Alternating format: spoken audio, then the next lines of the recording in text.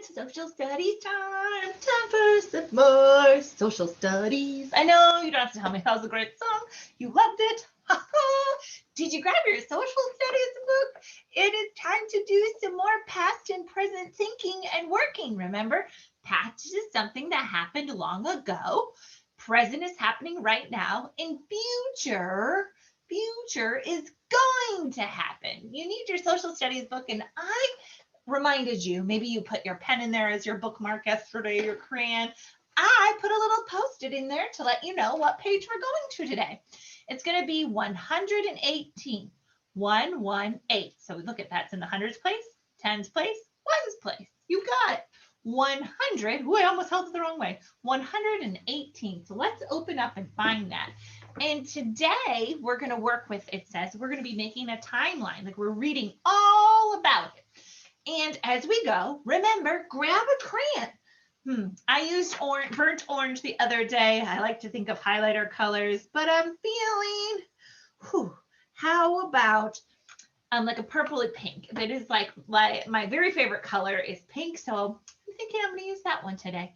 Let's get reading. So find your page 118, grab your crayons, and here we go. Maybe Alakazam, do your camera please work? And it did, except it's a little blurry. Let me fix that for you. Thank goodness mine has a magical button. Whew, did it. Okay. So find 118. I'll fix my camera so you can see it better. And I'll zoom in. Here it is. It says map and graph skills. So interpret a timeline means let's learn what a timeline means. What is a timeline? Look at that.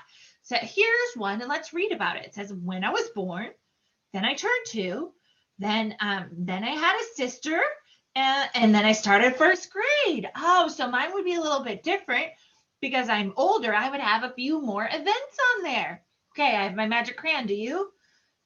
Let's read that title again. Interpret timelines. I'll read if you follow along. And if you're brave and you want to read with me, I would love it. A timeline shows the order of events. You read a timeline from left to right. The latest event, or the most recent, would be on the right. This timeline shows how Aiden changed over time. It shows some things stayed the same too. What happened in 2012? Remember, we saw, oh, yeah, he was born. First, find that year on the timeline. Put your finger on it, and then let's look at the next picture where he said he turned 2. Mine, like if I was like Mrs. Jones was born, I would have a very, very old year on there because Mrs. Jones was real old. Let's keep moving on to read some more. It says, look at that timeline and circle a picture of Aiden in the present. Remember, look for a present. Did you find? Yeah, there it is. Let's circle it. In the present, he's a first grader. Can you make a connection? Because you and Aiden are both first graders. And if you're in first grade, I think we have a lot of Aidens. Look at the timeline. What stayed the same from 2012 to the present? Oh, what was the same? So look here. What's the same? The timeline is still all about who? Aiden. Okay, so it says what stayed the same from 2012 to the present? The timeline was about, it is all about Aiden. You ready? That's a simple one to write. Grab your pencil. Of course, if you want to write in crayon, I don't mind, but you have one rule. Try to keep it between the two lines. So we're going to start with a capital letter. So start at the top, go down, it. So across the top and the bottom, it, I-T, it. Fingers in, let's leave space, is, I-S. Fingers again, it is all, A-O-O. It is all about, A-B, out, O-U-T. It is all about our friend Aiden. And they told us how to spell Aiden because it's up here. You ready? We need a capital A because it's a proper noun. It's his name. A-I-D-E-N. And first graders, remember what goes at the end of a sentence to say, I'm done talking about it, I stopped? Yeah, a period. Look at that timeline and draw your own timeline to show your life. Whew, this is where you might need a little bit of help from your parents, but I can help you through most of it. Let's start your timeline. So I like to make a little timeline where I said, well, here's, put a little circle and draw your line all the way down here. You ready? You're gonna put a little circle here. I want you to think now, right now, what year are we in? And we just had a Happy New Year. So it changed to 2021. Label that one. Yeah. You were in what? You are right now, you're in first grade. So you could write first. I put a number 1 in ST, first grade. G-R-A-D-E. Oh, let's travel back a year. So here we go. I'll put another dot. Do it with me. Another dot. What grade might you have been in last year? Started with a K, my favorite letter, and you might have had Miss Flack or Miss Entwistle or Miss Phillips, and you were a kindergartner. You got it. So we're going to travel back. Now, kindergarten was that's hard to remember because it was a long ago. So it's a 2019 to 2020. So here's what we can do. We can write 2019. That was the year. And you could write K for kindergarten, or you could write kinder, K-I-N-D-E-R, kindergarten, or you can just put a K to know that you were in kindergarten. Then you could travel back another year or 2 more. So let's travel back again. Put another dot there. And so I'm traveling back 2 years at a time. So 19, I'm going to go back, 18, 17. So we write 2017. Maybe you were in preschool or you were learning, like you'd be 2 or 3 probably. So what's something you learned when you were 2 or 3?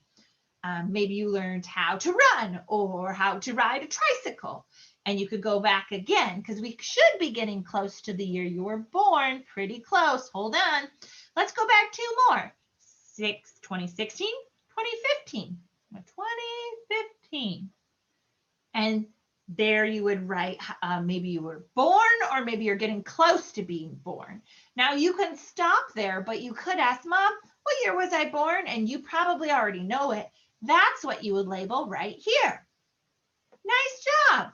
Now, I'm going to take a quick little break and I'm going to turn the page. But if you need to pause me to go ask what year you should fill in, and maybe you said, well, I was in preschool here, right?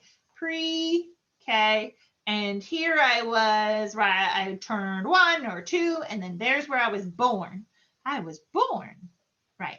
My year I was born is very different than your year, which is why you need to go ask an adult.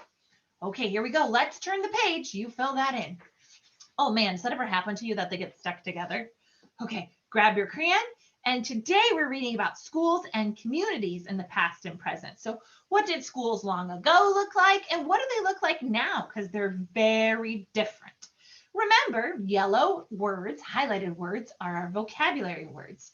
Let's get reading. I zoomed in so you could see it better. Here's that little title. What is history? History is a story of the past. Yeah, I love to use my pointer finger so I don't get lost. It tells about people, places, and events. Some things do change over time. Other things stay the same. Here's our job. Reading check. Job number 1. Circle what history tells us about. What does it tell us about? So here's what I want you to think. Go back and find the history word. Okay. Ooh, hits. Whoop, ding, ding, ding. It tells us about what? Stories of the past and people, place. Yes. So here's what you can do. You can circle that whole thing. Here's history. Circle that whole. I'm getting those 2 sentences. That's 2 lines. What history tells us about with my big pink crayon. Did you circle it? Thanks. Don't forget to stay engaged. Circle your words. You've got this. And I want you to look. They added some great photos here. And they like, what does school look like in the past? Now I want you to go move over to the next page. And I see some things like, well, this looks like right now, but whoa, can you imagine riding a boat to school? Let's get reading. School, past and present. Long ago, many American children learned in a school with only one room. Oh, that's very different than today. Today, most children learn in big schools with many classrooms. You got it. Long ago, most children walked to school. Today, many children in the United States ride on a school bus. In some parts of the world, children ride boats to get to school. Here's those pictures we just talked about, those photographs. Here's our job. Compare and contrast. So, similar things. Oh, you can't see that. Sorry. Here's our job again. Tell a partner, which would be me or a mommy or a daddy, one thing that is the same about schools in different places. Oh, look at tell one thing that is different. So here we go. Same about schools in different places. What's the same about them? Do they go to school? You could say yes. They have a lot of different classrooms versus one. A different would be like some kids ride a bus, some kids take a boat, some kids walk, some kids have their mommies and daddies take them. Let's turn the page. So I'm on page 121. I'm getting ready to turn it right now. Here we go. And I am going to make it a little bigger so you can see the whole timeline. It says communities grow, right? Like this is long ago, and here's in the 2000s, which would be recently. I can already tell there's a big difference because this is black and white and this is super colorful. Communities grow. Grab that crayon, here we go. Around the world, places change. Over each decade, oh, that's an important word, and century. A decade is 10 years. A century is 100 years. Over time, people build new buildings. People start new businesses. Many generations of people live in a community. A generation means people who were born at about the same time. Look at that. We had all three vocabulary words. Decade means 10. Century is 100. And a generation are people that were born. So people who were born about the same time. Look at the timeline. Circle the community from the 1800s. Okay, here's your job. Look up here. Which one is from the 1800s? So I like to look. Do I see an 18 anywhere by my fingers? Yeah. Circle that community from long ago. Let's do some more thinking. Oh, you guys are doing awesome following along. Write a question and answer it. Tell how school is different today from long ago. Okay, so it says, tell us how the school is different. Well, what's the difference? Oh, yeah. So we could say, was there one room long ago? And we would say, yes, but now we have multiple rooms in the school. Okay, okay, was. Now you don't have to do this question. You could think of your own. W-A-S, was there. Now there's a lot of different kinds of there, but we're talking about a place. So that is T-H-E-R-E.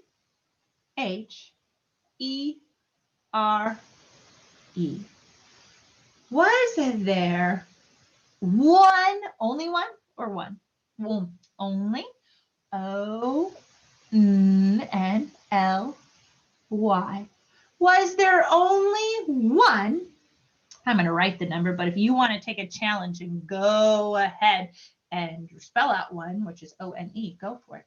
Was there only one classroom? C-L. A-S-S.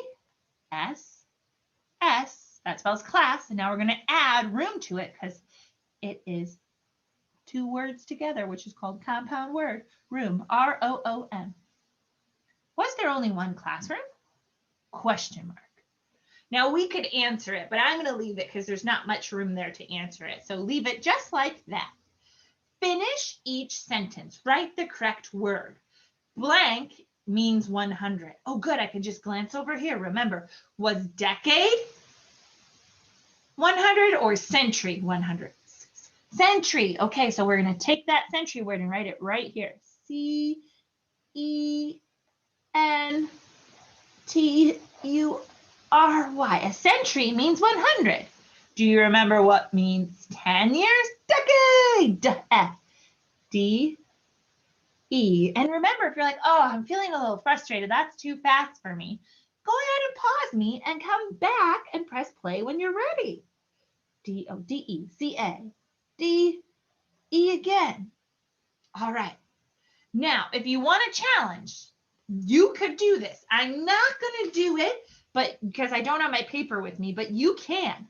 Draw 2 pictures on a separate sheet of paper. Label each picture, then or now. Oh, kind of like this one would be like then, now. If you want to send us a picture of those, that would show us another thing that you are so engaged and ready and working. I will see you tomorrow. Great job, Clinton Cougars. I'm so proud of you. After a while, crocodile. Later, Gators. See ya.